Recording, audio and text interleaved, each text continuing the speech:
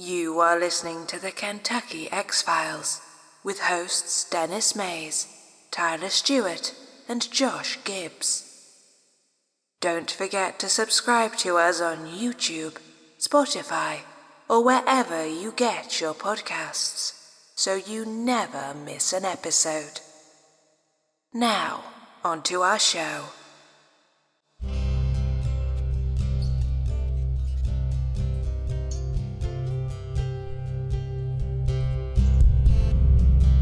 Something that would be in the context of the supernatural. He described as being a gray, silver-looking, upright bipedal creature, dragging a deer out of that cave and going up the hill. Where he goes, hey, I got a question for you.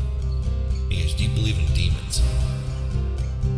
And it takes one big step and vanishes. I'm like, oh my God, that was a Bigfoot. Monster. And look at these pictures of this white creature. Something 7'3" to 8 foot tall. Right. That, let's say it like. And I'm telling you right now, if this was a bear, and this bear was standing on his hind legs, and he was running like a man, no, this wasn't no bear. Now, when it stood up, that's when I knew it was a dog man. Welcome back, guys, to Kentucky X-Files. We're so bad with sound effects. Well, yeah, we should still have like one of those buttons, like the air horn. It's supposed to do that. Oh yeah, we should never set it up. We should have like one that like a baby crying. Let's just get a CNC. We just pull it and we get through the random animal. You know. Oh, yeah. Or like one of those like cans, like the cow tipping things. You get a Cracker Barrel. So yeah, lots happened over the last couple weeks. Me and Josh's health was assaulted. Yeah. You know? Yeah. Yeah, it took my lunch money. He was assaulted by the dentist. Yeah. He took my bike. It was bad. He took your bike. It was bad. Ugh. Yeah, I don't know if you've ever had the Novocaine wear off in the middle of a root canal, but Oh God. 1 out of 10, I gave it a -1. Don't recommend. Ugh. Yeah, and if anybody that's never had that happen, it is exactly what you think it feels like when they rip the roots out of your teeth. Yeah. Unpleasant. I think tooth pain all around is just the worst. Yeah. I'd rather get shot. But at least with mine, it was a pretty quick scenario. The next day, I felt wonderful, better than I've felt in months. However, you had Delta Force. Yeah, I had the COVID-19 Delta's force. I never flew in Delta. No, I don't recommend. Chuck I'm going to Norris say was- the same thing. Yeah. Chuck Norris was kicking the crap out of your guts. Yeah, God, he was. Yeah, I don't recommend that either. It was terrible. It was 2 weeks of agony. We had a lot of buffer episodes already recorded, so that's good. Yeah. But tonight we're here because we ran out of those. Well, you guys out there listening, the behind the scenes is life comes up, life happens, and just in case it does, we want to continue making a show for you guys, and we want to be there for you. And like I said before, we try to help you get through whatever it is during your day that you're trying to make a little bit more fun. So sometimes we'll get together, we'll record 1 or 2, maybe 3 episodes, just so we have something, especially if we have something to talk about. And that's what we did. So this life happened, and we had to, we pretty much had to Burn our stockpile up. Yeah. There was no way to get together and record, and I would have felt absolutely terrible bringing COVID here to you guys. Yeah, and we'd considered doing the Zoom stuff or whatever, but we had enough episodes. Mm-hmm. We ran with it. The sound quality's better when we're all together, anyways. Yeah, and we actually made the joke about using digital crickets. Yeah, I know. Yeah. It would. I don't mind the idea, and I know with winter coming, I'm sure getting on the computers and doing an episode or 2 is probably going to happen, but if we can hold it off as long as possible. Plus, hey, we got a whole fall season that's going to be awesome. Right. And what's going to sound great with that other microphone? A fire burning. Yep. Am I right? I was about to say that. Yep. I do have a fire pit right there. So you guys want to know what I'm super excited about? What? Travis drum. Oh yeah. Yeah. Yeah. Right off the rip, we're like 3 minutes in, and I'm bringing up Travis again. Travis, hopefully you never copyright your name because I'm going to owe you a lot of pennies. Travis sent, I don't know if I even will play on this, but Travis sent a voice message, and it's on the X-Files page. I think Tyler's going to bring it up here so you guys can check it out. Very first voice message. Thank you, Travis. Thank you. You know, it made my day. Yeah. You know? Yeah. It was exciting when I seen it come across. I did not listen to it because I wanted to be experiencing it with you guys. Absolutely.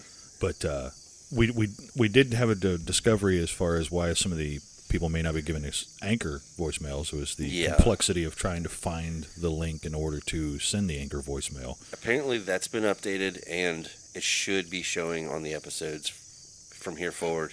If it isn't, I have no idea. And you know what? I'm sorry for raising my voice with you guys about sending voice messages in. That's my fault. I'll do better. You deserve better. So yeah, you gonna play it? Yeah, we're gonna see if it works. All right, here we go. Hey guys, it's your top fan, Travis Drum. This is just wanted to call in and leave you a voice message. Really appreciate what you guys are doing. The show's awesome. Keep up the good work, guys. Thanks. He had crickets too. If that's not like the greatest thing ever, I don't know what it is. That's awesome. Yeah. Thank you, Travis. Yeah, thanks, man. Yeah, thanks, man. I That's told him fantastic. too when he sent it. I was like, dude, you made my whole day. Like, you made my day. Yeah. I don't know what else to say. That's freaking amazing. That's Thank you great. so much. I'm glad I waited to listen to it with you guys. Listeners out there, let's all be like Travis Trump. Send us a message. Yeah. You guys can be a little be sponsored on the I'm tongue tied. You can be on the show without even calling in. So just leave a message. Be like Travis Drum and the Mothman. Yeah. Yeah. If you know, it's weird. That's weird you brought that up. I actually had a dream last night that the Mothman did send a message to us. Really? It freaked me out. Like, I totally woke up from it. Like, oh my God. It was weird. Was it addressed? Like, what was the name? I don't know. All I know is in the dream, we literally had a call during the show, and we took it, and it was like all kinds of crazy sis, and it started speaking, and I'm like, and then I don't remember either one of you guys in my dream literally looked at me and was like, "What did you do?" And I was like, "I'm sorry. I didn't think he was going to really call. I thought it'd be cool." We wanted Indrid to call. Yeah, not so much the moth. Not so much the Mothman. You know, it was pretty. It freaked me out, but you know what? I found out that COVID nightmares are pretty common. It messes with your head. It really does. I can attest to that. But I got something to share with you guys. I think I skim these. I admit that. As much as I want to hold off on these emails until the show, there's always this part of me that it's kind of like I want to skim it because you really never know what you're getting. Example. Check this one out. If at first look, this looked like a regular email coming in, okay? And then afterwards, when I started to read it, I was like, wait a minute. This guy is literally talking to me about my car's extended warranty. You know what I mean? Right. It looks like, hey, Dennis, reaching out to you, blah, blah, blah. Anyway, about your car's warranty, and I'm like, you son of a bitch. You got me. So that's one of the reasons why I go ahead and I skim them. This one stood out. It sounds like a likely excuse. Big time. He's impatient and wants to read it. There's that part. Usually what I do is I'll skim the top, and then I'll kind of skim the bottom and make sure there's no warranty information or sales, and then I'll go ahead and forward it on. So we got this in. I think this one's pretty crazy. I got a pretty I don't know how to describe what I was feeling when I got this.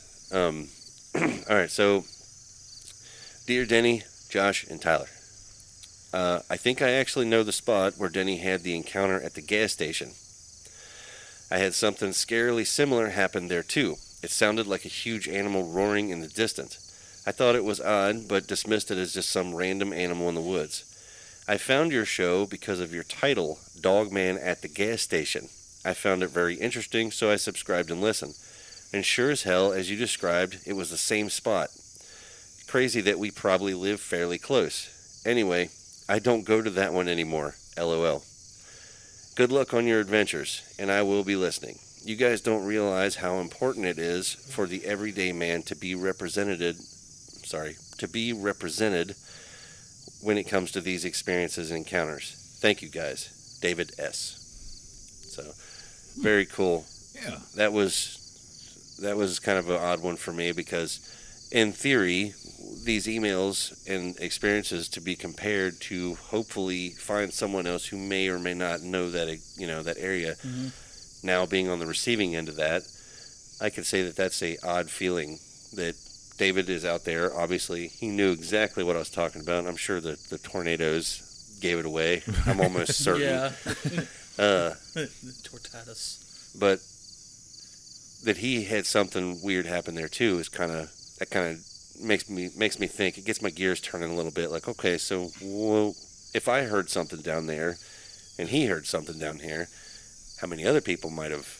And then are they gonna find that random ass title? Dogman at the gas station. So I don't know. Interesting stuff. And I appreciate you writing in, David. On the Dogman topic, though, we actually have a guest who I've talked to him on and off a little bit.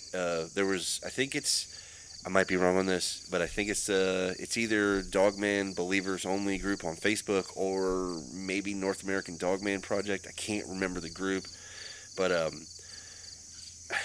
I made a little bit. I want to say it was a shitty comment from me, okay, and I'll admit that. I'm the first one that's gonna. I'll own up to my own faults here, and the reason was this is. I've said it before, there's a couple big names out there, and they keep promoting this image of the Dogman, which is ferocious, huge, muscular creature, unafraid of you, unafraid of anything. It comes at you from nowhere. It's not afraid. It's terrifying, blah, blah, blah, until the camera comes out, apparently. And then I made a comment when people were talking about, they made a post that said, if a Dogman lived on your property, would you move? And I said no, because I'll just put a couple cameras out. They're terrified of those. And then someone was like, well, what do you mean by that? I was like, well, I mean, according to the thousands of stories out there, the Dogman is out there in the open and he's completely unafraid of you, yet the second a camera comes out, he turns into a shadow behind a bush somewhere. Snide comment on my part, and I'll be honest with you, I'm a little frustrated with the topic because I want to see the narratives actually line up. The photos and the stories I'm hearing are so polar opposite that I can't make sense of it. Somebody somewhere is off. Yeah, because like if you listen to the Dogman, like you were saying, he's more out to make an appearance, like he's like showing his strength. Yeah. And he's not afraid. Mm-hmm. So would he be afraid of you pulling something out, like a camera, whatever it may be? That's the problem. Especially some of these stories said that they shot it in the chest with a shotgun, and it just still comes at you. So why would it be afraid of a camera? But you could go and said like we don't have great pictures of the Sasquatch. But listen to the stories of the Sasquatch, though. That's exactly the what I was gonna Sasquatch say, doesn't really like show itself unless it's really wanting to. It's also too is the stories that you hear about the Sasquatch. If you look at the pictures, whether it's a real or hoaxed picture, I mean, that's not even my problem right now. It's that when you line up your pictures of the Sasquatch and the stories, there's no conflicting narrative there. There's no. Yeah. In the stories, they're like, we couldn't see it. It was back there, and then we barely saw it. Or sometimes someone will say, it stepped out and we saw it, And I think that could happen. When you see the pictures, they corroborate that. Yeah. That you're not getting a great picture because, I mean, how easy can it be? In every story I've heard of the Bigfoot, it always ends up with they were throwing rocks, they were calling or whatever. It was anything and everything to get people away from them. Even in the most famous film ever, the Patterson-Gimlin film, it was walking away. It was trying to get away. Right. So that's my thing is, in regards to the Bigfoot, and maybe somebody out there might say, like, well, you just like the Bigfoot better. Yeah. It's not that.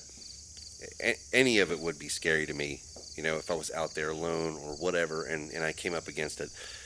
All I'm saying is that when it comes to the Dogman topic, I have a problem with the conflict of what I'm hearing and what I'm seeing, and they don't match up very well. In talking to this guy, Ricardo, he has audio, he has video, he has pictures, and he's had experiences with the Dogman. So me and him talked back and forth. He sent me a couple things that were interesting, and eventually he reached out to me and he said, hey, you know what? If you want to get me on the show and we'll just talk it through, let's do it. Let's knock it out. And I was like, all right. And the one thing that got me was he was a little reluctant at first. He didn't come right out and say like, oh yeah, let me tell you this. It wasn't something that he sounded too excited about. It was more like, okay, let me tell you what I got then. So I told him, I was like, all right, you know what? If you want to get on here, tell us your story. We'll listen, no pressure. Even though I say there's a conflict in narratives, I'm not talking about the people. I'm talking about the narrators, the ones that are putting these stories out. To me, there's a conflict of how the information is coming out. It's told one way, and I'm not seeing it that way. So I want to see if maybe what Ricardo has to say may be a little different, or, maybe it'll shed some light, and maybe you guys out there listening, maybe you'll hear something, and maybe you've had an experience similar, and if you have, don't hesitate. Reach out. Let me know what you think, So, yeah. That's what we got going on. We have other stuff too lined up, but I think we'll have to bump that stuff into like the next episode or whatnot, And then I believe this week's going to be our first midweek show. That'll be really cool. And we've got a special treat for that too. That will be on YouTube if you want to watch it, or it'll be put out with the regular show here. How are we going to do that? Do you guys want to midweek? Episode, or how do we want to do that? Will it just continue the episode numbers going on, or? Well, we asked the listeners to tell us what we should call it, and nobody named it. Nobody named it. So, it's, and I don't know that we really even have a theme for it. Yeah. I think it's just going to be something we throw out in the middle of the week, and it is what it is. It's just going to be, Kentucky X-Files midweek. Right on. Well, I'm excited.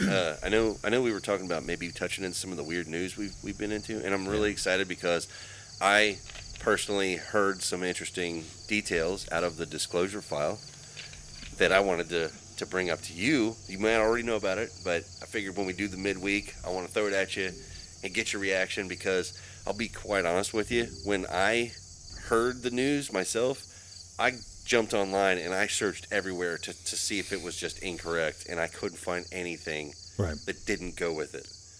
I was like, holy shit, mind blown. Yeah, this week's episode's definitely going to be about some wild stuff. Yeah. It's going to be a touchy subject because it's fresh. Yeah. And, it's, in the news. Oh, yeah, definitely. So, definitely. We'll have to handle it with kid gloves, but, yeah, I'm excited to talk about it for sure. Absolutely, it's gonna be good, guys. Going forward, I know you guys have heard us talk a little bit about some of our future plans and things we wanna go into, and I know me and Tyler had a conversation briefly the other night, talking about some equipment for the future, going on location and things like that, adding a drone. Which is going to be awesome. The drone, I settled on the drone called a DJI Phantom, and it's a little on the pricey side, but there's a reason for that. And one of the reasons that I really wanted was the drone itself can basically go into a sentry mode, where I figured if we go to a location, we can actually drop it, say like on the hood of the truck, and leave it. Forget about it. And wherever we're at, we can hit it and tell it to come to us. And it'll take off and come to us. and as it's coming, it'll record and show us what it's seeing. And I thought that would be really helpful. And you can plant it somewhere, and the actual camera will oscillate on its own. So the drone can sit still, and the camera can sit there, and we can move the camera, and even when it's not in the air. So I thought that's really cool. It'll be nice to have a remote recording camera that's going to be 4K. And I thought that'll be handy. Because definitely one of the biggest things was when me and him were talking, and I think the people out there listening will really like this, is I've had a lot of downtime over the last 2 weeks, so I can tell you right now, I've watched my fair share of some really, really crappy documentaries, if I'm being honest. Some of them were like TV shows, There was a couple I couldn't even get through the first couple of episodes. They were really, really bad.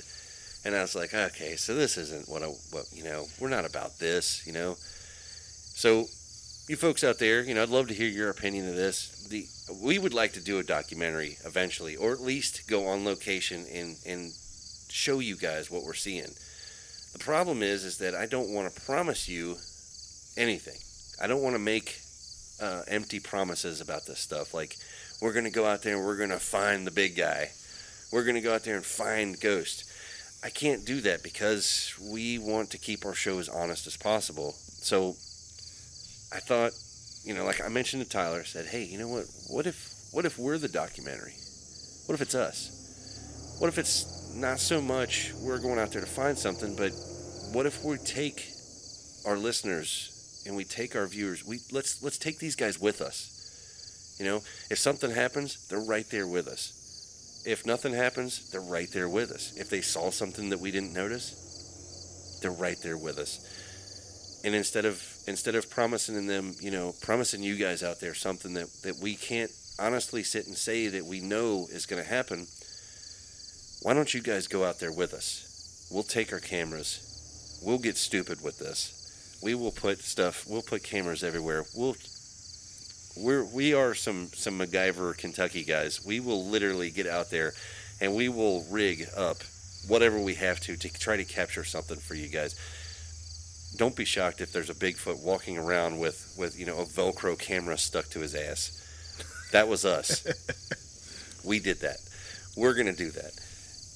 All I'm saying is that I don't want to give you empty promises. I want to take you with us, and I want us to figure this out together. And if something happens, if we're in the middle of something, if we're out in the middle of a cabin in the woods and things are happening outside the cabin, the cameras will be on.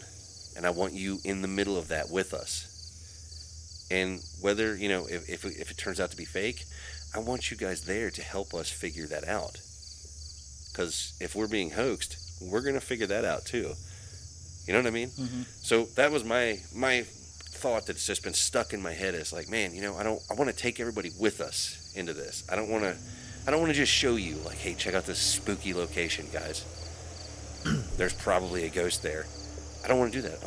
Let's walk through it together. There's at least 100 shows out there that have been, hunting Bigfoot for years. That's what I'm saying. That have never found anything. Yeah. They've been hunting forever.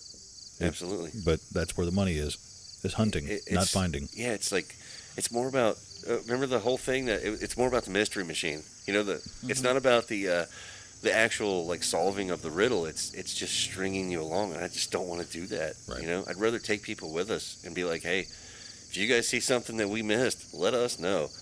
I want to know, even if it creeps me out later. Yeah. I don't care. Just show it to us. I think it'd be really fun. And yeah, I agree. Maybe we'll get lucky. Maybe we'll find something. I don't know, but regardless, I think we'll definitely have fun along the way. But yeah, I'm sorry about that. Sorry about that big rant. I'm really excited about that, and I'm really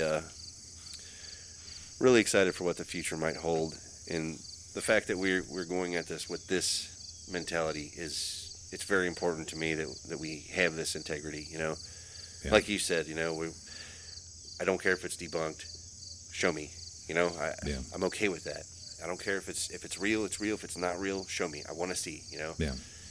I want to see all of it, and then we can figure it out from there. Absolutely. So yeah, I guess Tyler, whenever you're ready, let's give this guy a call. Everybody welcome Ricardo to the show.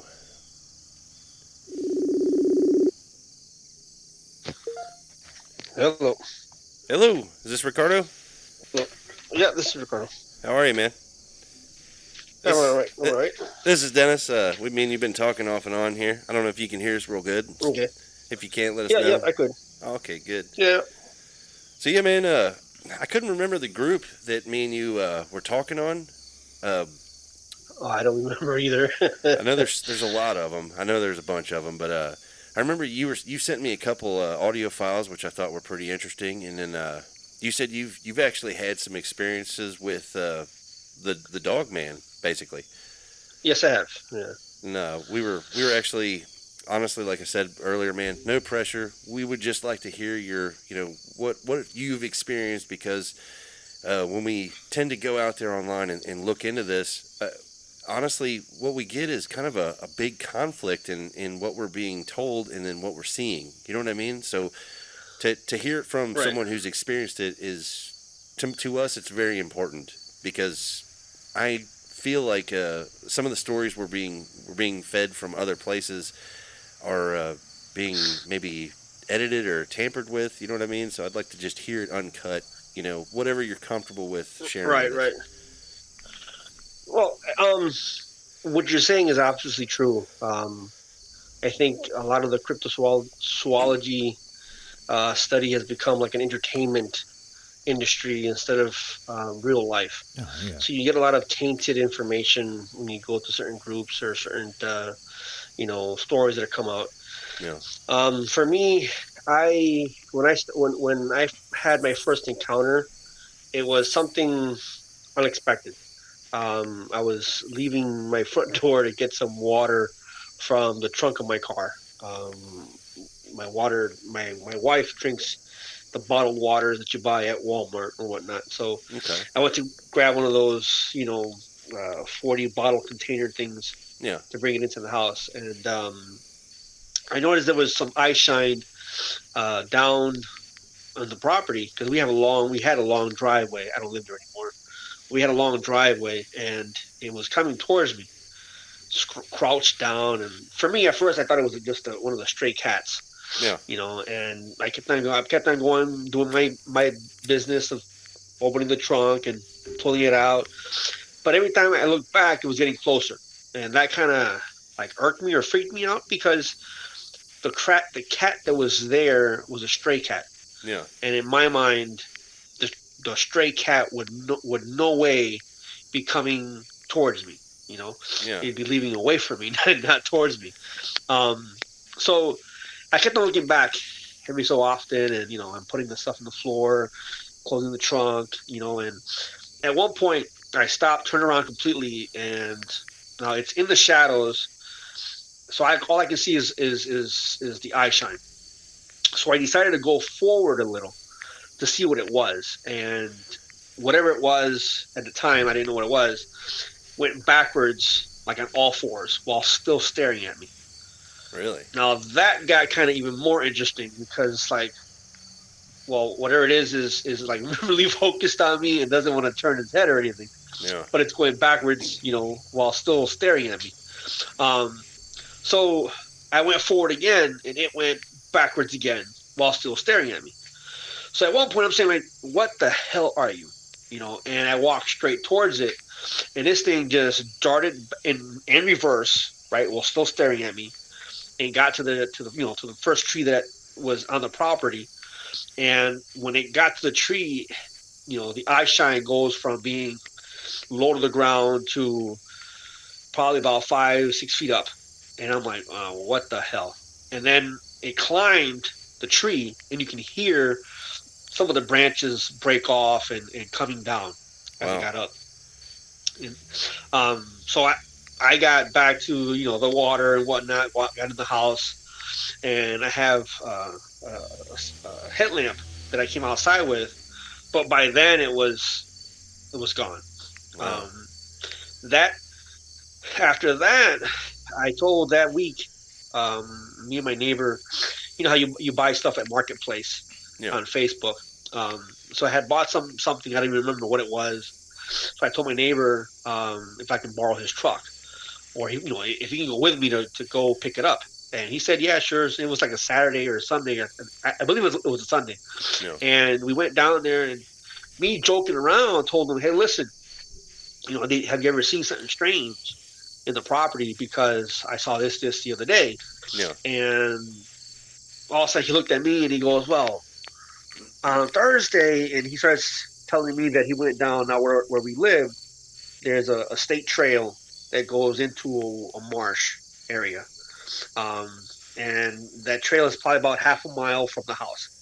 So him and his wife, somewhere around 11 o'clock at nighttime, decided to walk down to that trail and, walk the trail. Yeah. And then when they got to a certain spot, they turned around and came back. And as they're coming back, they hear footsteps on their right side paralleling them. His wife kind of freaked out or whatever, and it got to the point where they'd stop, it'd stop, they'd walk, and they would hear this heavy breathing, huffing sound. So his wife got kind of scared, and then being religious, she told him to pray, because she was freaking out. So they kind of prayed, and they were walking, and it was still paralleling them, and they got to the road, and when they got to the road, he heard what you would sound like clicking on the floor. Yeah. To best illustrate it, how a dog that has long nails, his nails clicks on like the concrete or the tile. Yeah. Well, he heard kind of that, and he turned around. He didn't see nothing, but he had a flashlight with him. And when he flashlighted into the woods, he saw 5 sets of eye shine, and one of the sets was red. The other ones were like amberish color, he says. So me not thinking crypto, I'm looking, well, were they coyotes? Were they wolves? Yeah. Were they owls? How tall, how high up were the eye shine? And he goes about 6 or 7 feet off the floor. And I'm like, oh, wait, that's not, coyotes, or that's not wolves, So then he starts describing that they were making some type of noises. And so I first, my mind, well, okay, Bigfoot maybe. So I went on YouTube and, I started looking up for vocalizations of Bigfoot, whatever. And he goes, no. Yeah. And out of curiosity, I went into the North American Dogman Project website, and there's a particular audio, and I hit that. And when I hit it, this guy, by then we were eating, this guy, like, he stopped eating, his eyeballs just grew. He looked at me, you can see his hairs go up. Yeah. He had goose pimples, and he says, that's what I heard. I've and definitely I'm like, been there before. In my mind, I'm like, great, Are you serious now? You saying we have a dogman on the property? Come on, you serious? The interesting part is your first encounter. You said it retreated back and then went up in a tree. That's an interesting behavior in biology, because it's common in big cats.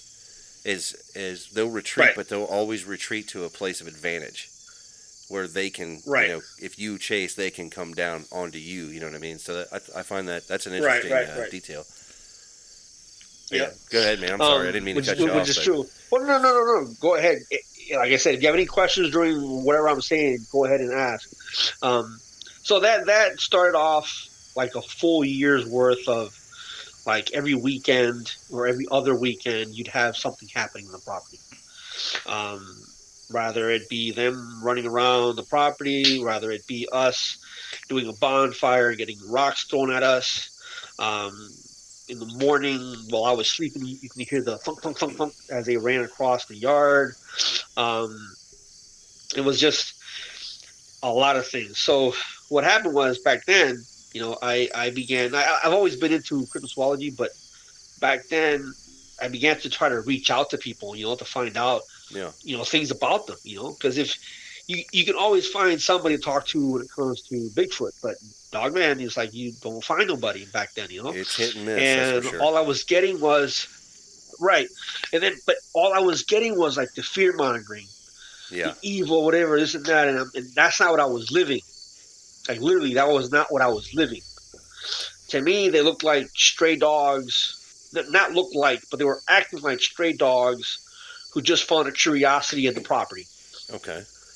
You know, So that's you what didn't that's get what that I was. sense of dread or anything from them. You just got the sense of The first time that I got the sense of dread was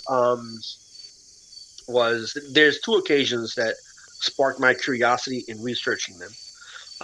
One was there was one day I had two dogs. Now both dogs are in 10 by 10 kennels on the south side of the property. Okay. And I would go let the dogs out. Because it's nighttime, they know they were going to get fed, so they'd run automatically to the front door. I let them in. They go into their crates, and they're fed there. So the last dog was a bulldog, and he's out. He runs towards the door. As I'm walking towards the front of the house, I see two large eye shine. At first, I thought they were their mailboxes, and I'm like, so I'm looking at these two things and thinking to myself, mailbox, as I'm walking towards the front door. Yeah.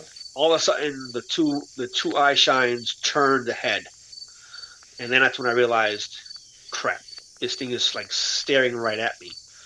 It's in front of the street, staring right at me. I can't tell you where it was standing on.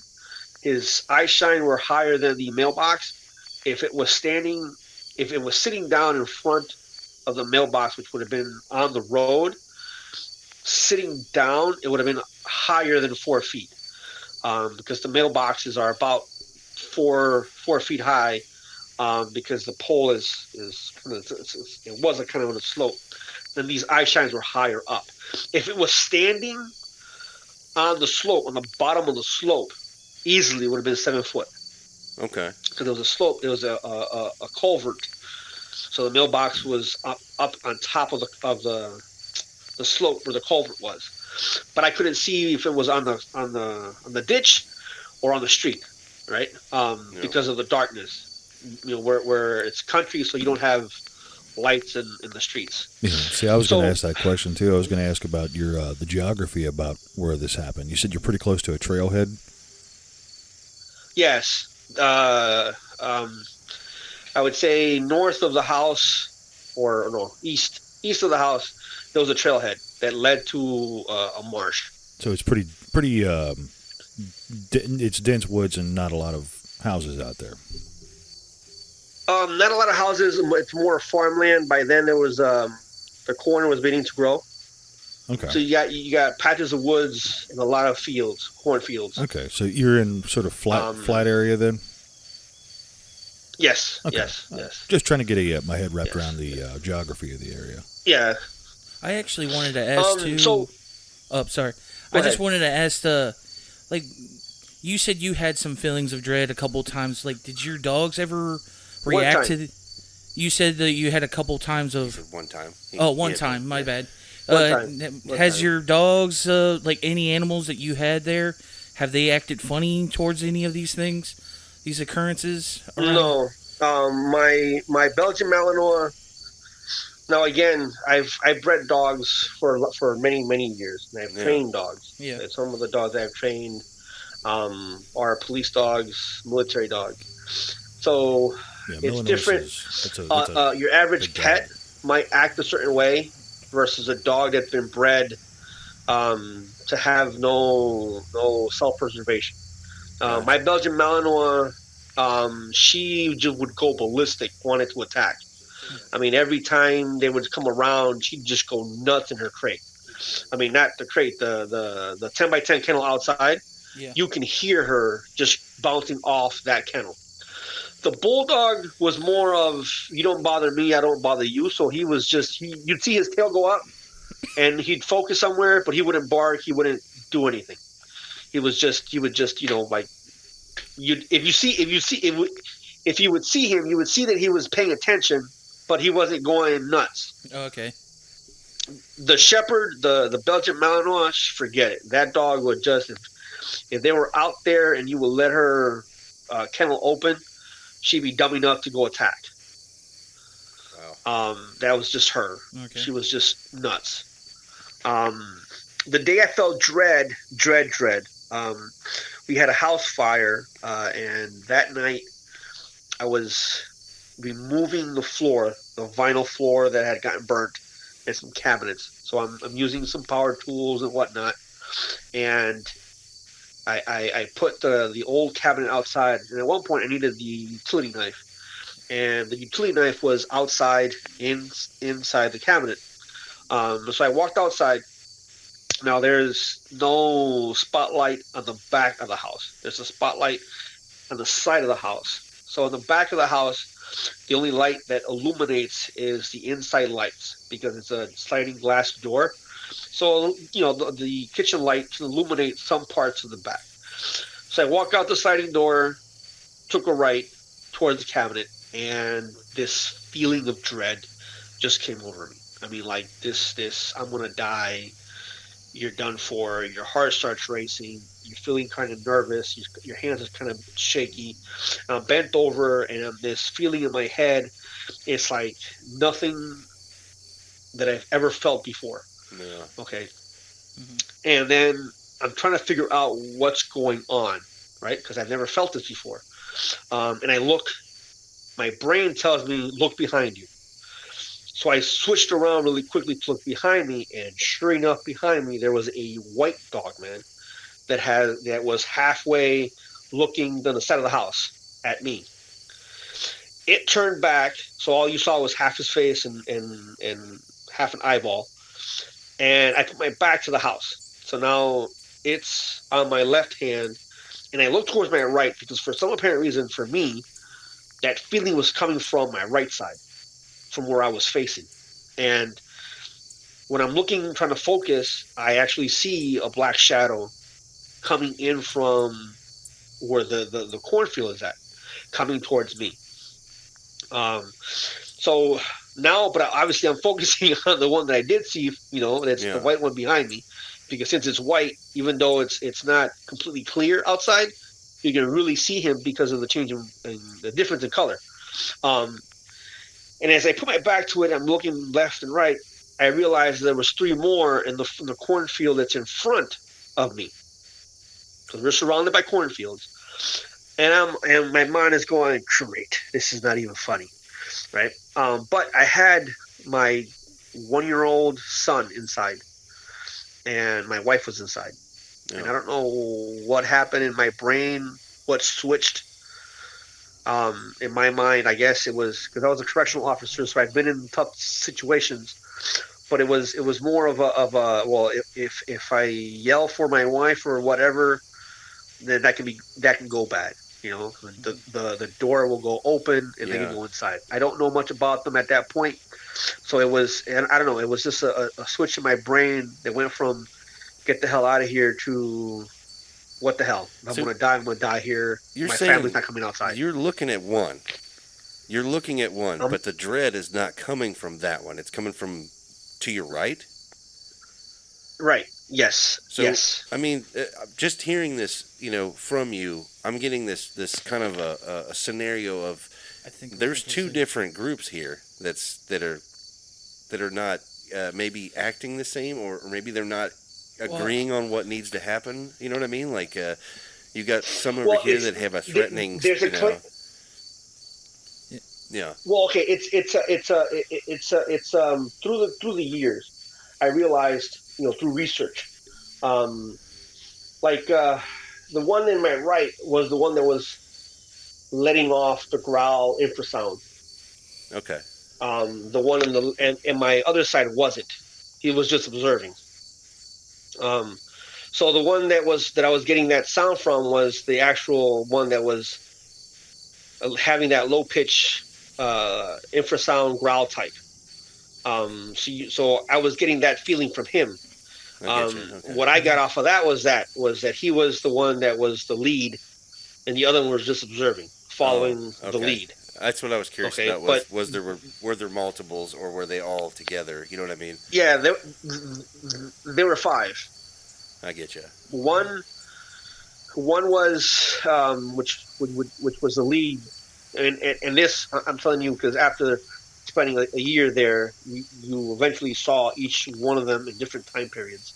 One was black with 2 white markings coming from the back of the ear that would stop in the front of the chest. One was white. One was like a grayish brown color. One was brown with like black tips of hair, and the other one was black. Okay. And those consisted of the 5. That night, I stood up with my utility knife. Now I'm not saying that I was able to fight off 5 with a utility knife, Yeah. but the fear left me. The fear, because again, I have a child inside the house, I have a wife inside the house, and I'm not going to have them come outside. Yeah. So I don't know if I became brave, if I became bold, I don't know what the heck, but I stood up tall with the utility knife in my hand. I remember, which I'll repeat this, I don't know why I said this. This was just something that just blurred out. The reason I probably said it was to calm my nerves. Yeah. You know how when you get nervous, you tend to talk to yourself, and you tend to play out scenarios in your head, right? Sure. So that's what I was kind of doing in my head, but I was saying it loud enough. All I said was, "This is my house. I ain't running. Back off." And again, it sounds stupid, and I don't know. Don't ask me why I said it during that time period, because I was just shitting bricks before that. But I said it twice. Yeah. And for some apparent reason, the one that was, I'm going to use the word threatening more, began to back off in reverse. And then the other ones began to leave back into the cornfields. Okay. So in my mind, as a researcher now, it was like, okay, that night I learned something. If I stood my ground, if I acted bold, not threatening, but just bold, yeah, they're really not going to act more aggressively.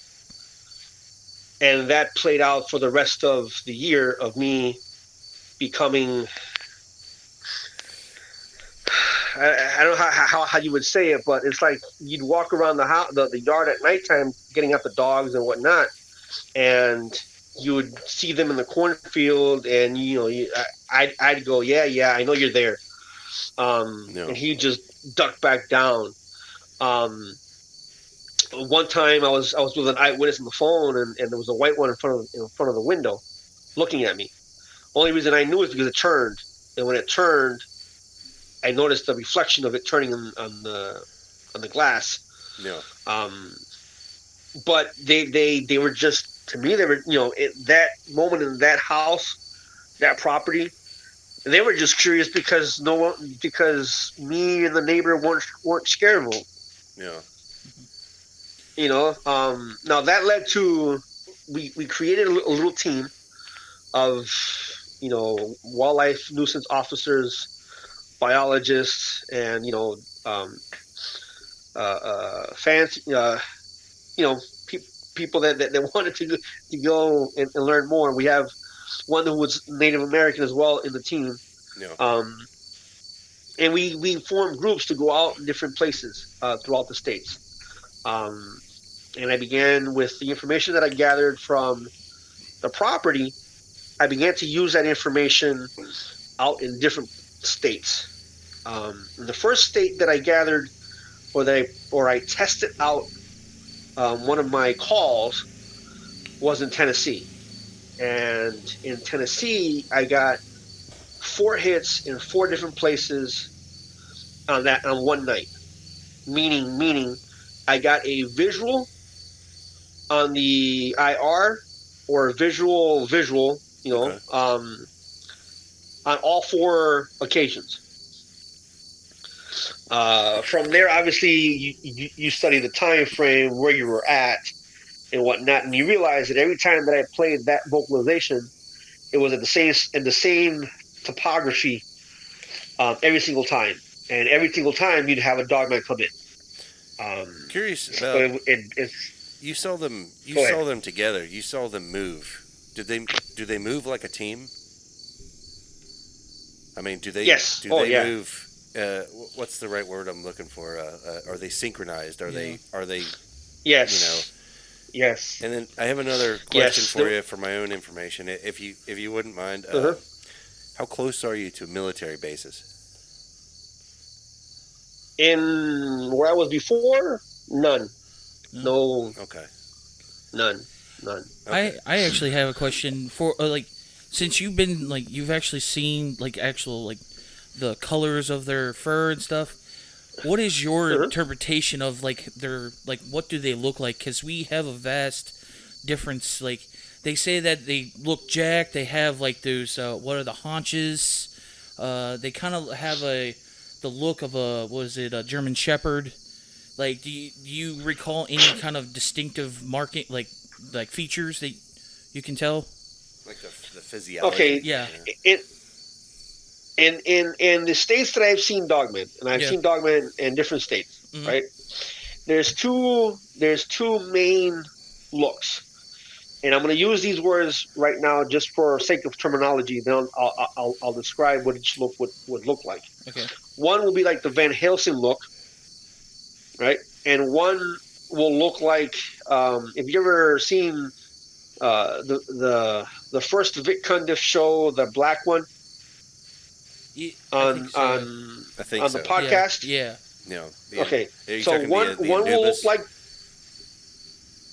No, the Anubis is the one that I would describe as the Van Helsing. Okay.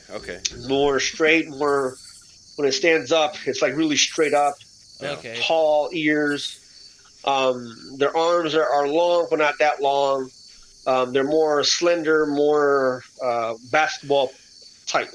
Okay. And then the other ones are more on hunched over. You have the back between the neck and the shoulders. The traps are larger, longer arms than the other ones. You have they all have hocks. Now the difference in the hocks is that some individuals have longer hocks than others.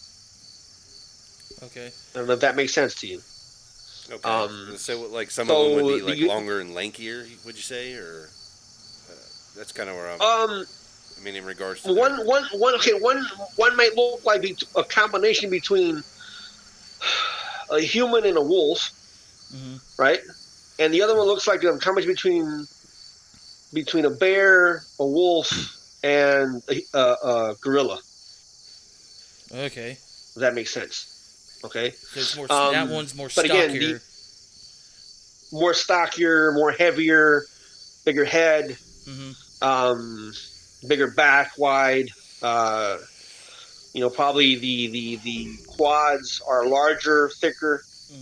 Then you have those that are more skinnier, lankier, basketball type. Still muscular, but just not bodybuilder type material. So when you're looking at one of these things, not thicker. You're sitting there and you're seeing this, and obviously, I imagine that I can't imagine you ever getting really used to seeing them. But does it look like something natural to you?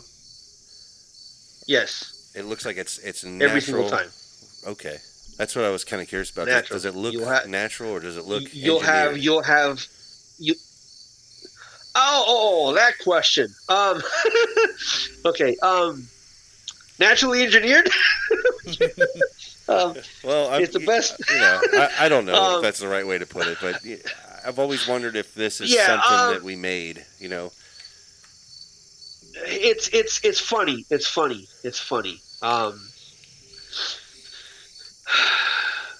If you look at some of them long enough, you may or may not come to that conclusion that they're engineered. Okay. You have some that are, some might have more of a lion type tail. Some have a bushier fox-like tail. Yeah. Some of them, have longer ears. Some have shorter ears. Some of them have longer jaw muscles with no face on their on their face. Others, their face looked more like a hound or a Newfoundland with tall ears. So then some of the tracks that I have, some have the heel is tilted, which we don't know yet, but it may or may not be part of the carpal pad. Yeah. But it's funny because a carpal pad, a slanted carpal pad, is only seen in cats, not in dogs. Well, that is an interesting detail. Right, and then some of their prints are round like a cat. You know, to me, it's because of the tree climbing thing. You know, I mean, it's obviously a canon. So why would the tree climbing be a part of it? That's where I lean towards. Maybe it's an engineered creature. You know what I mean? Right. I mean, and like I said, you know, when you look at it, you know, you'll see little flies flying over its face, or because you know it like any other animal, you'll have nuisance bugs around it or whatever. Yeah. But it's so when you look at it, you know it's when you really look at a dog, man, you know it's a flesh and blood creature. Okay. About the engineering part, it's like, okay, if you look at it long enough in different states, you might get that idea at one point or the other, right? Yeah. But then when you look at their intelligence, then it's like that's where some of the thoughts of them being around for ages and generations. Okay. You know, I see. not something recently, because they are very smart. They can mimic. They synchronize their movements to loud noises.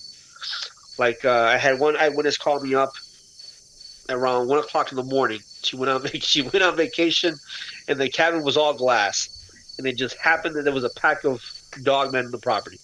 Yeah. But they would move towards every time the heater would turn on. You know, they would move to that sound. They wouldn't move anytime else. It's interesting. At one point, they realized that she was more alert, so they went to the other side of the house where her husband was at, because her husband was not paying attention. Okay. You know, that's where storms and go ahead. No, I was going to say that's kind of part of to me, one of the biggest mysteries of the whole topic is we hear the stories, we hear about the behavior, and there's an obvious behavioral pattern that seems to play out over and over again. But I can't help but wonder is what are they doing? What is the point? You know, what are they stalking prey? Or are they learning? Are they curious? You know, I don't really. You know what I mean? I don't follow with what's its modus operandi. What's the point of all of it? You know. I'll tell you. Okay, I through time, I've helped many eyewitnesses stop bad activity in the property, and I can send you emails. I can send you PMs of some of the cases. That would be fantastic. And different people from across the world. Yeah. I mean, from you name it in the States, even from European countries. Okay. So we have been able to stop the bad activities. Okay. Yeah. Why is there bad activities? In every case, throughout the States and in Europe, in every case, okay, not one or two cases, in every single case, the reason there's a bad activity is because there's a change in the environment. It doesn't matter. Some people think, because it's a negative. No. It can be something as simple as, let's say, a mom or dad are getting a divorce. Now, you know, when a mom and dad get a divorce, sometimes if it's a bad divorce, there's screaming, hooting and hollering, there's kids crying, there's added trucks, there's added stress to the environment, to the property. Yeah. Because of the divorce and the move, right? Okay. So they'll come up as curious to figure out what the hell is going on. Why is all this commotion? This commotion wasn't here before. and then depending on how fast that commotion rather escalates or dwells down, the dogman will continue looking through the windows, will continue trying to figure out what's going on. Now, what happens is they can go both ways. The person doesn't care, the commotion dwindles and it stops, or the eyewitness realizes there's a dogman there, freaks the crap out, now becomes negative towards the dogman. Okay. Dogman, if you act stupid, they'll act even more stupid. Okay? So then things go bad.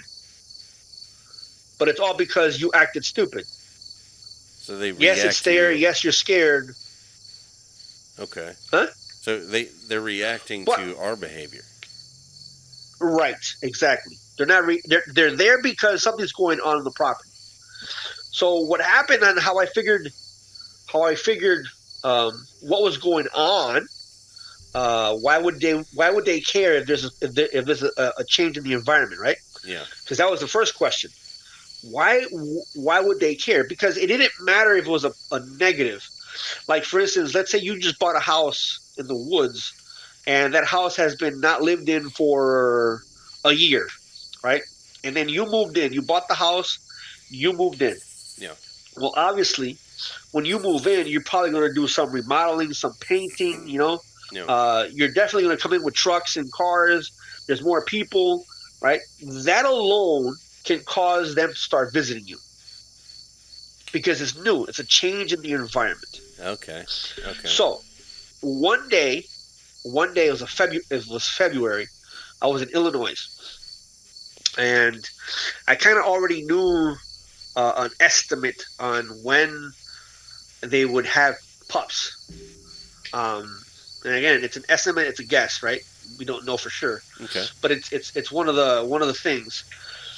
And I was down there. It was February, and I'm trying to figure out, if I can see tracks and whatnot.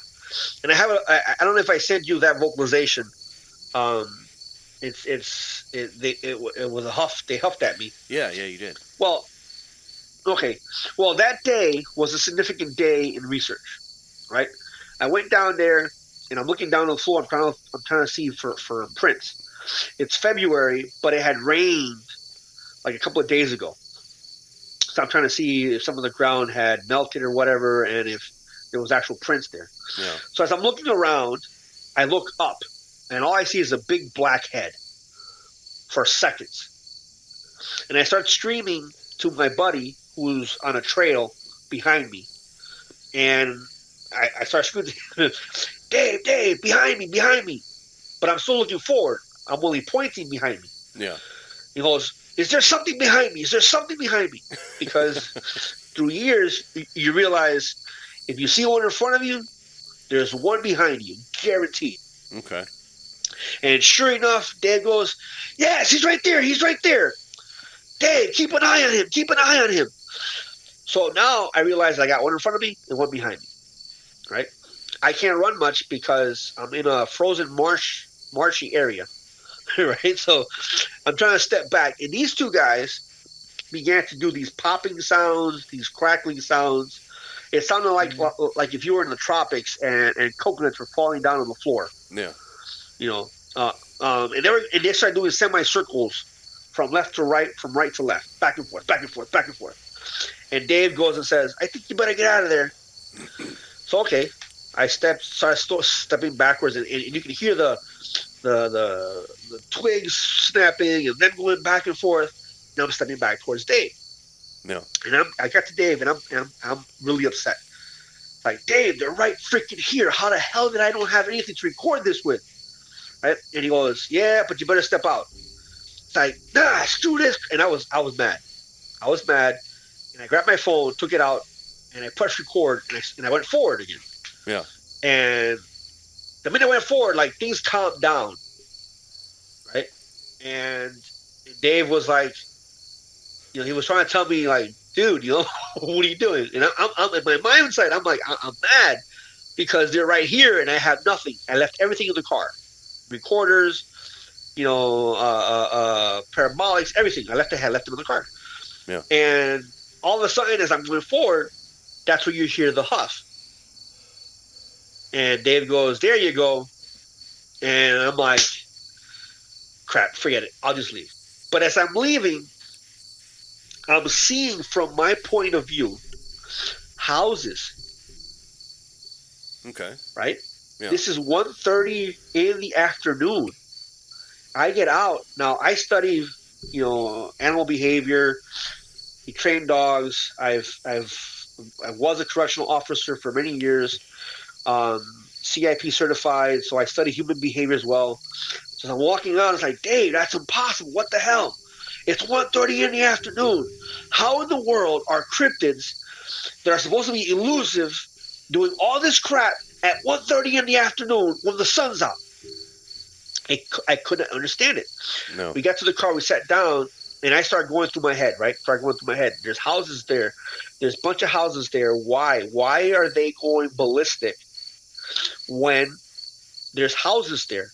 I'm pretty sure somebody may have been out and heard all this commotion, well, right? You'd think so. And right, and then all of a sudden I'm like, Dave, if I'm a wild animal, if I'm a dog, even if I'm a human, and if I want to be secretive, the only way, in my mind, that I would go ballistic is if I was defending something. Okay. If I'm defending a den. Okay, so if you I'm think defending that you were close to a den is what you were thinking, or? Right. Yes. Prior, the first story that we got from that area was from an eyewitness that saw 2 large dogmen and 4 smaller dogmen, about 4 to 5 feet, running from the place that I had the huff to the forest, down probably 2 miles down that same road. The eyewitness saw them crossing the cornfields and crossing the roads to the main forest. So with that information, I'm like, okay, so they must have been born on this side, and they were going that way. Okay. And now, at this time frame, it correlates to what I know about birthing. They must be protecting a den somewhere. So then I went back and I called every eyewitness that I ever talked to. That was a long week. I sent messages and text messages and whatnot. Yeah. And sure enough, every single eyewitnesses that had activity in the property at one point or the other saw pups. Wow. Okay. So bingo. The reason some dogmen tend to do dens near homes.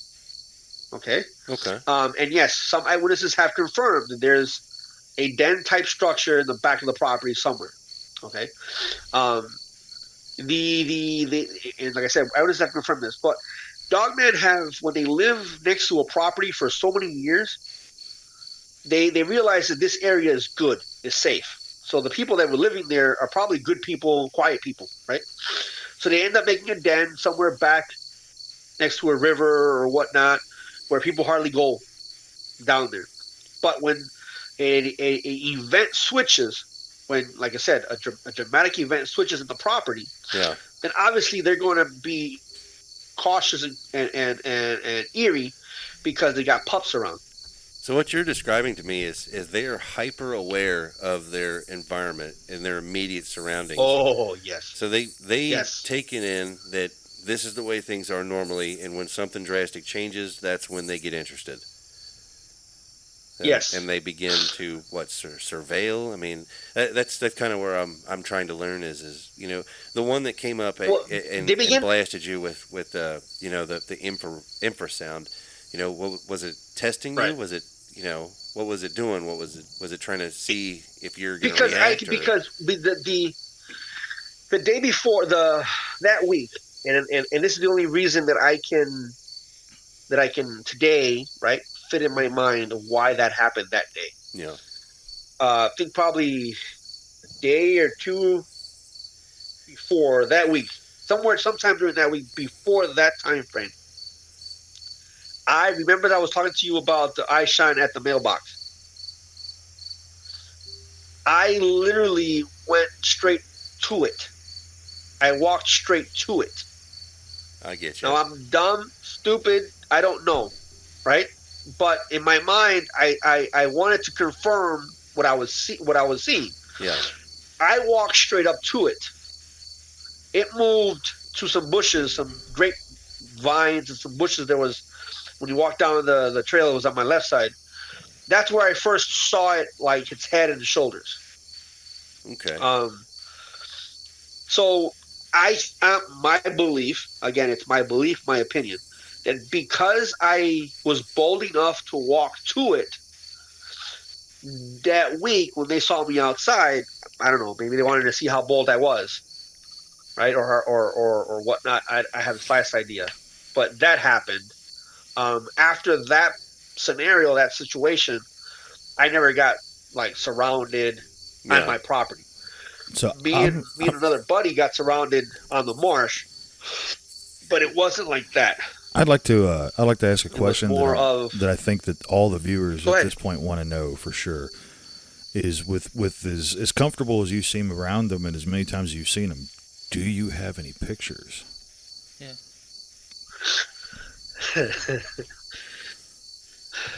I got pictures of myself and eyewitnesses that I work with, and I got pictures where I don't have to circle it. I got pictures that I don't have to. Basically, I give you the phone, and you're gonna say, "Holy shit!" Are you comfortable with sharing those? I mean, yeah, that's. I know some people are not. No, I don't. Half the pictures that I have are from specific eyewitnesses. Yeah. The ones that I do have for myself, it's just since I started, my main focus was behavioral aspects. Mm-hmm. So I'll have pictures that I've shared with different prints, pictures of not pictures, audio of vocalizations. Mm-hmm. I got different vocalizations. Those I've shared. I don't tend to share much evidence as pictures and stuff like that because the cryptozoological world has become more in not all, but to some aspect, an entertainment industry. Yeah. Everybody will everybody will say, "Oh, that's fake," or "This is that," or "This is the G." People will always, no matter how good the picture is, people will always find a fault to it. Absolutely. Because it's too good to be true. Our listener base that follows the show they're very open-minded individuals, and one thing we have going with them with the ones who follow the show is it's like a round table. Everyone kind of gets to sit and share what they want to share, and then we don't really seem to have that hateful kind of condescending whatever. Yeah, not a lot of negative comments. Yeah, so it's one of them things where if you're comfortable with sharing anything, they'll appreciate it. I mean, I can't see. But no matter what, if you don't want to share it, that's understandable because not everybody it's just one of those things. It's like you got your proof, but everybody wants their own proof. But if you got your proof, by all means, that's worth its weight in gold, anyways. But like Denny said here, is like if you are willing to share it with us, by all means. But it's completely because I've shared some audios with Denise, I believe it's like I said, I have a lot of stuff on my phone. Yeah. But it's just I've had people. Which is funny, right? This is funny. I've had people in the I'll use the word in the community. Yeah. Right. Question. Because again, if I go to somebody's house and the person shows me a clear shot picture and gives it to me, I'm not going to go show it around if the person doesn't want to. Sure. There's many of us, including myself, that can find a location based on its surroundings. There's some plants that don't grow anywhere else besides Florida. There's some plants that don't grow anywhere else besides Minnesota. So sometimes when you show a picture, believe it or not, I can find the background and kind of locate if there's a specific area or not where that plant only grows. Okay. But besides that, I've had it in the community people who question. I've invited to the field, and this is interesting, right? I won't mention names because this is not about mentioning names, but I've invited to the field multiple people that are common in the community. Okay. I've invited to the field even some authors, as well as I can hear your crickets in the background. I'm sorry about that. I've yet to hear their response to go out in the field. No. I'm familiar with that myself. Reaching out to some of the big names, and you don't get anything back from them. Like I said, and I've invited them.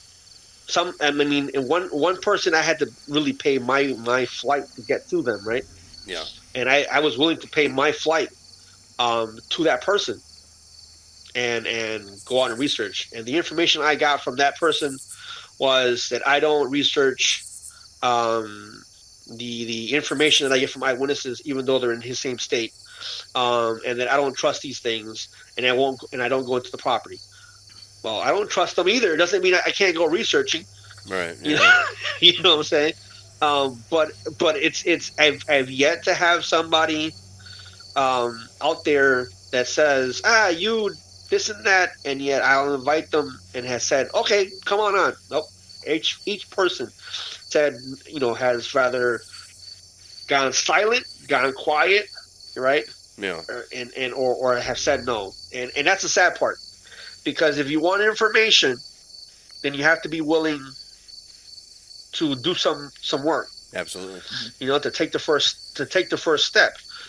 But you don't get that. So that's why when you asked me to be on the show, I was kind of a little bit, because I'm not somebody to be on shows. Yeah, I don't consider us a cryptid show, really. I mean, look, I think what we more or less do here is we take all the information that we're given, and we hash it out. We go through and we look at it. And we try to ask questions that everybody's thinking. You know what I mean? And right. The Dogman, for us on this show, if I can speak and say that way, then for us it's a problematic community, and it's a very conflicted community out there. And yes, unfortunately, I think that there's a lot of fictions being pushed out as fact. And that's where I've had my main problems with it. So, like I said earlier, is on one narrative, the Dogman acts a certain way, and then when it comes to the pudding, you know what I mean, the proof, it never seems to match what these narratives are pushing. And honestly, listening to what you've had to say tonight is kind of a fresh take for me, because I never heard you tell us anything that went with those narratives that I have heard before. You know what I mean? You seem to have kind of a field researcher's point of view of it. It's more of a species that you're investigating, and it's fascinating to me.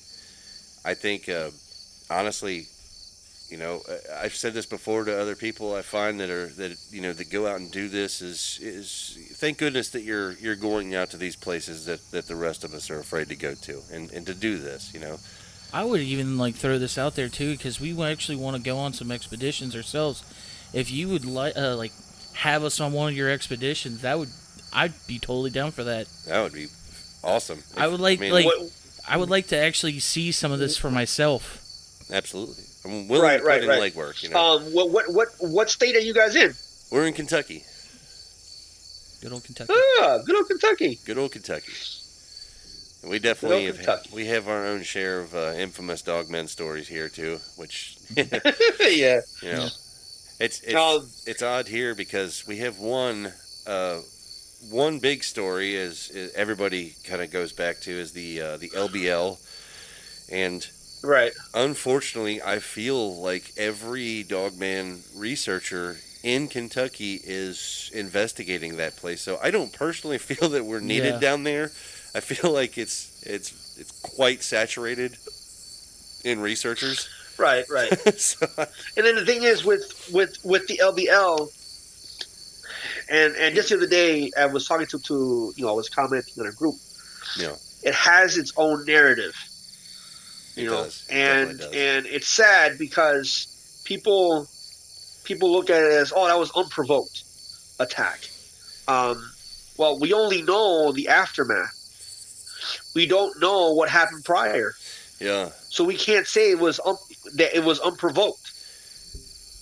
Because I'm pretty sure if any of you guys are fathers, right, and you're bending over trying to jack up an RV, Yeah. and this thing comes out of the woods, you're not going to defend your son. Yeah.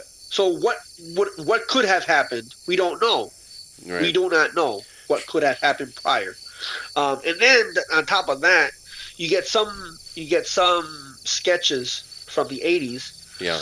Of eyewitnesses that were in the area that you can find on Google when it comes to LBL.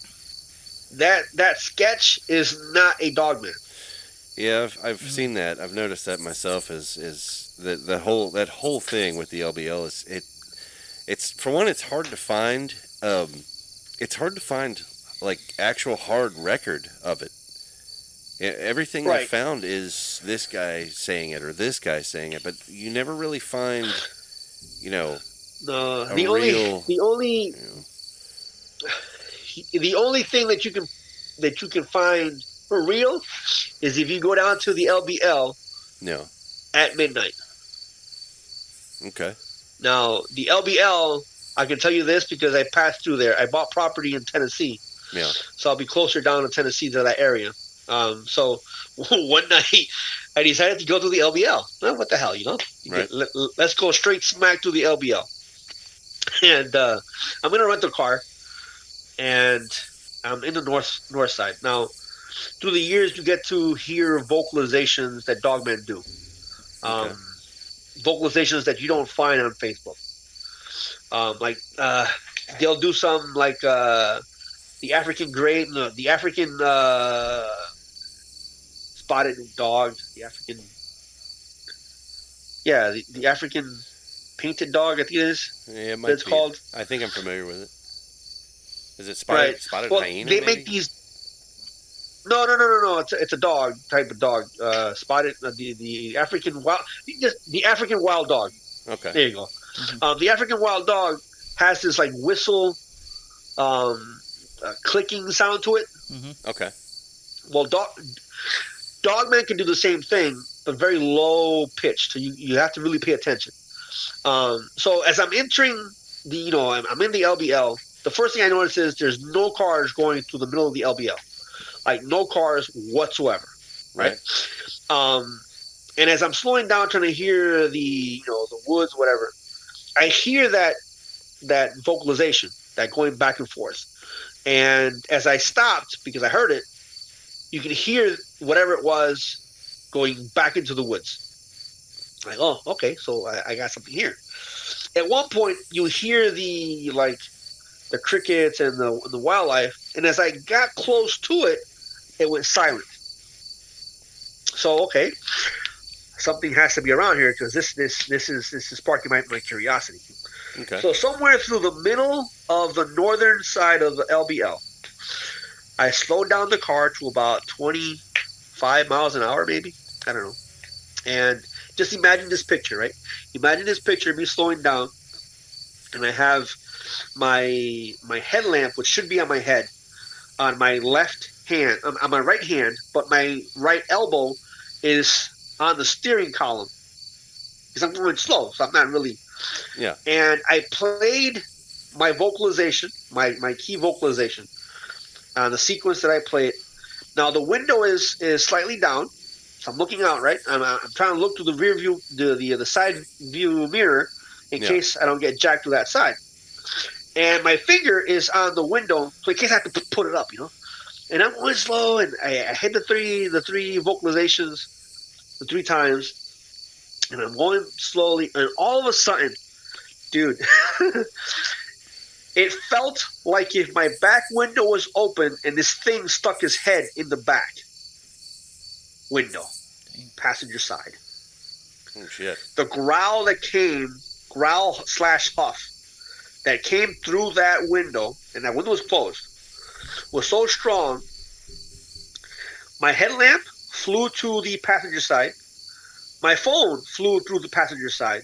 That window went up, and I sped. Like you would scare the crap out of me. Don't blame you. Probably, I don't know, maybe half a mile down. I look back, and obviously I'm not gonna see nothing, right? Yeah.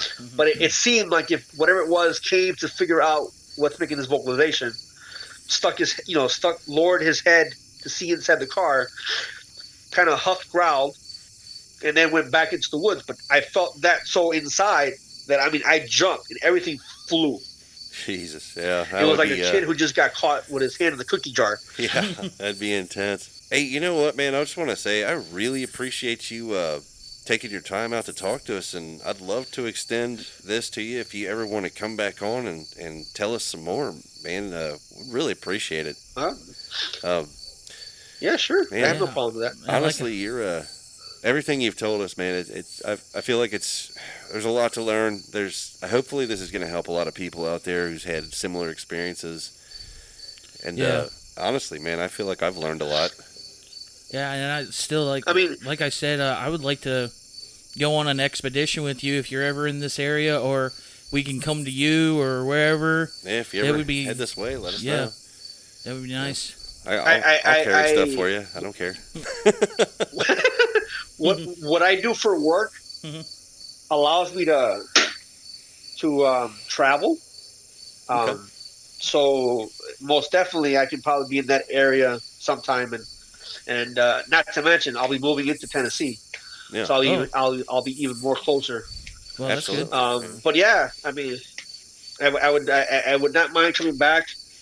And if any of your listeners are having trouble with a Dogman, again, and I can send you emails, I can send you PMs of actual people from across the world who have helped. If you want, maybe you could send me your email address or however you want people to contact you. And if anybody reaches out to us, we can connect them to you. You know what I mean? That'd be great. Yeah, we can leave this in the descriptions and stuff, so they can just go I don't want to give everybody your email address. Yeah, so we'll wait until they'll ask.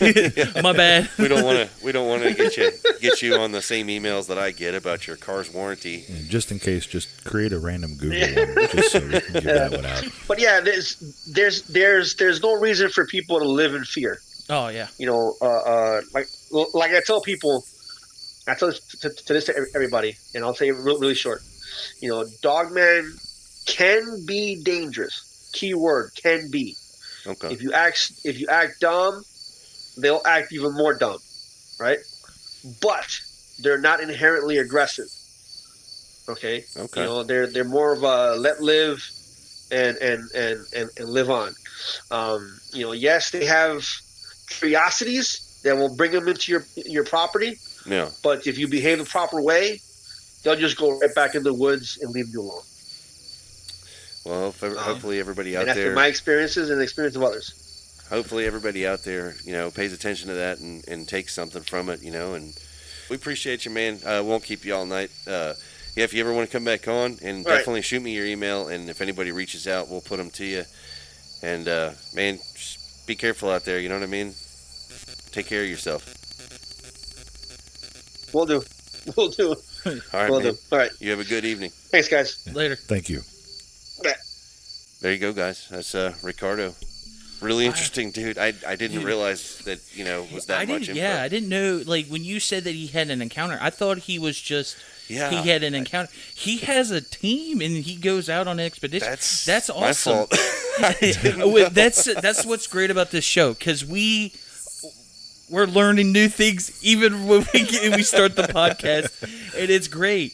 But some of the stuff that he said, I want to toss this out. Well, when he said when he had that dread feeling, yeah. And he said he saw the white one on his left, he saw half of it, but then he felt the dreadness coming from the right. But he said there was 4 or 5 out there. So when I was thinking, I was because he said back a little back that he started having random things after that night that he first saw his first encounter with that one outside.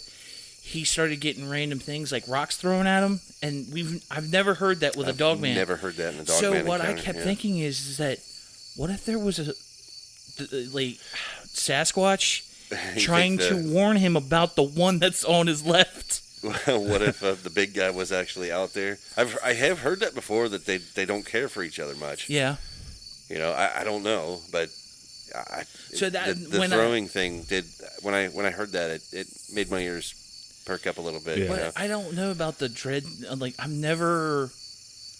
heard the fear and stuff, but like the feelings of dread and stuff, like from the Dogman, like all the stories. I don't know. I've never heard that too, but so it kind of makes sense. I mean, if it's a large predator, it but might. Does you know? Like I know we're comparing this to something apples and oranges, but does like wolves do that? Do we know if they have infrasound? I know lions do, but I don't believe canids do. Yeah. But this, like, we can't even like picture this as a canine because this is something totally different. Right. Because there's a lot of behavioral things going on. That the tree climbing it was a little odd because most dogs of any sort don't really climb trees. Like I've seen pit bulls run up trees. Yeah. But they don't usually climb. Right. Yeah, the only one I don't know if I've heard anything about Dogman climbing up. I have. Oh, you have? Okay, I thought I have before, but I've heard it more with Sasquatch. Definitely with Sasquatch. I've heard it with Sasquatch that they said that those climb. Well, the big guy's ripped. He can get up. He can climb up whatever. I still think that he has to be on some those trees have to be fucking stout too. Well, I mean, because he's a heavy boy. You know, he's gonna pick a good tree. Mm-hmm. I mean, he's the dude eats entire deers. And trees will surprise you. Yeah. The strength of branches can you really. He probably shoots. That's where the term shade tree mechanic came from. They pull motors with trees. Yeah, I've actually seen that done. Yeah, same here. Yep. It's interesting too because I can't help but think if Sasquatch was in the area, then maybe they were weary of it. I don't know. Or I was just saying like it was trying, either it was eerie of that and it was trying to trying to freak that like other Dogman out. Yeah. Or it was actually trying to protect the guy, like. Ricardo. Did I say his name? Yeah, Ricardo. Yeah. Ricardo, like trying to protect him, like tell him, like, hey man, get out of there. You know what? I don't know. You listeners out there though, let us know what you think, because I'm a little mind blown. I think it's because I don't know near half of what I thought I knew about the Dogman, and this has kind of opened me up a little bit. I feel like we've put a lot of episodes about the Dogman, and that's the reason why we have so many questions, is because it's so mudded out there with this. It's hard to find somebody to. It's hard to find this, like, because you don't know what is real and what is fake. Like, I feel like we have a good grasp on the Sasquatch. I feel like we have a lot of people out there are doing good things. Yeah. But I feel like the Dogman, it's still sitting in that gray zone of fantasy. Yep. And everybody's making it out, and they're like, oh, I can make Dogman. Like, because remember that we were watching Name Drop Thinker Thunker? Yeah. There was that guy, he had a video, that kid, like, it was a guy, he had a video in his house. Yeah. And he saw something in in his window, and they freaked out. But if you wind the video back at first, it says sound. No. If you sign that says "use if Dogman appears," and there's a bloody knife, right? And he sees a Dogman, like, you can clearly see that people are trying to make a joke out of it. So we have on one hand people that are scared and they don't know what's going on their property, and then there's these assholes that are gonna either A, make money off of it, or B, just want to make a joke on YouTube. Well, I would say this. If you know what, I'm going to say a closing thought for the viewers. How's this? Well, everything you heard tonight on this one, does that sound like the same narrative that you've heard on the other ones? It didn't to me. The Dogman is generally curious. He's not really trying to hurt you, unless you do something stupid first. Sounds a little, I don't know, different than what you're used to hearing. Something to think about. It sounds more represented in nature. Yeah, definitely. That's my thought exactly. You know, a little bit more rooted in something that maybe could be out there. A little more plausible. Yeah. But I don't know. I tell you what, guys. You guys tell us what you think. Blow up the comments like you've been doing. Let us know. I want to hear what you have to say. And if you've experienced something similar, let us know. Reach out.